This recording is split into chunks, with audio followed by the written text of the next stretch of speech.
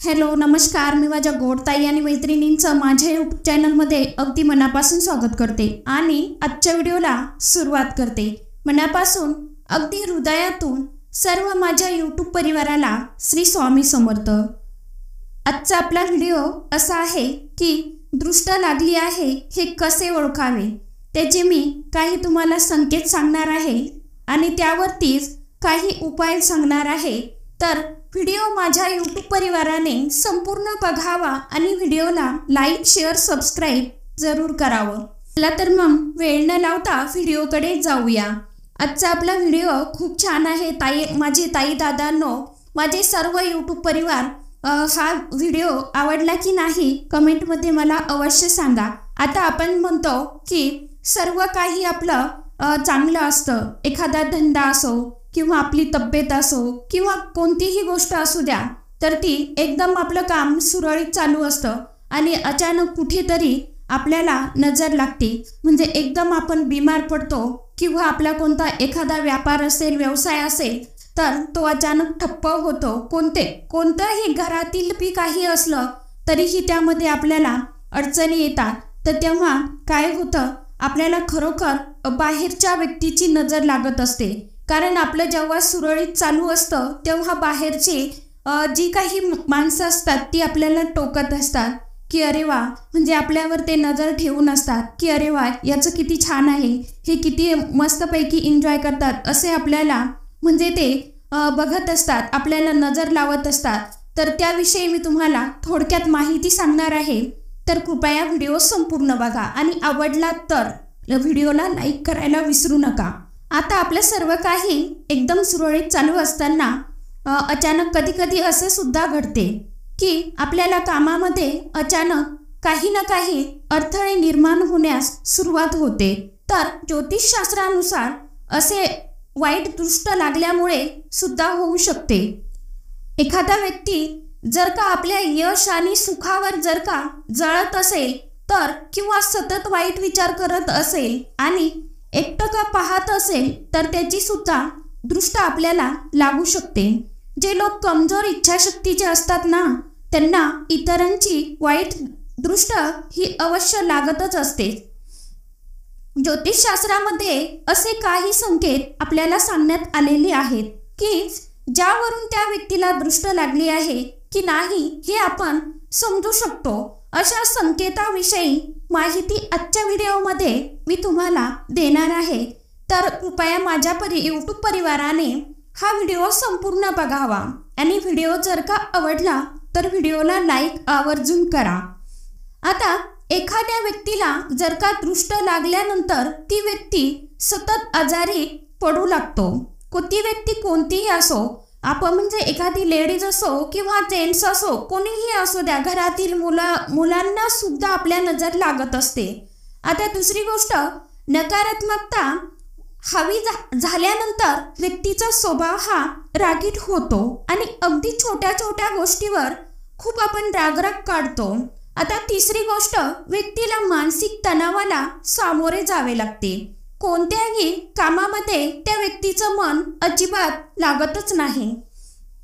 आता चौथी गोष्ट अशी आहे, आपल्या घराला कुणाची दृष्ट लागली असेल तर घरामध्ये वाद व्हायला एकदम सुरुवात होते।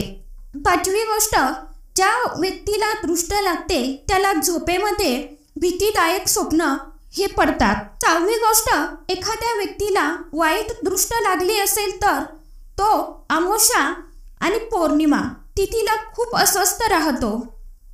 आता दृष्ट लागल्यानंतर आपल्याला कोणकोणते उपाय करायचे ते बघूया। एखाद्या व्यक्तीला दृष्ट लागली तर आपल्या घरामध्ये पिवळी मोहरी असते आणि ती एखाद्या पूजाच्या ठिकाणी म्हणजे किराणा दुकानामध्ये सुद्धा मिळते आणि नाही मिळाली तर आपल्या स्वामी केंद्रामध्ये मठामध्ये आपल्याला मिळून जाते। पिवळी मोहरी मागायची, ते आपल्याला देतात, केंद्रात भेटतेच, मी केंद्रामधूनच आणत असते आणि ती अवश्य ठेवायची। त्यावरतीही आपल्या चॅनलवरती उपाय आहे, मी सांगितलेले, तर ज्यांनी कोणी बघितले नसेल माझ्या ताई दादा मित्रमैत्रिणी त्यांनी आवर्जून तोही व्हिडिओ बघा, आपल्या चॅनलवरती आहे। आता पहिला उपाय असा आहे, एखाद्या व्यक्तीला दृष्ट लागली तर आपल्या घरामध्ये पिवळी मोहरी, लोबान, गुगुळ आणि गाईचे शुद्ध तूप टाकून धूप द्यावी। हा उपाय सूर्यास्ताच्या वेळी करायचा आहे आणि यासाठी आपल्याला गाईच्या शेणाच्या गोवरीचा वापर देखील करायचा आहे। दुसरा उपाय असा आहे, ज्या व्यक्तीला दृष्ट लागलेली आहे त्या व्यक्तीने हनुमान चालीसेचा पाठ आवर्जून करायचा आहे।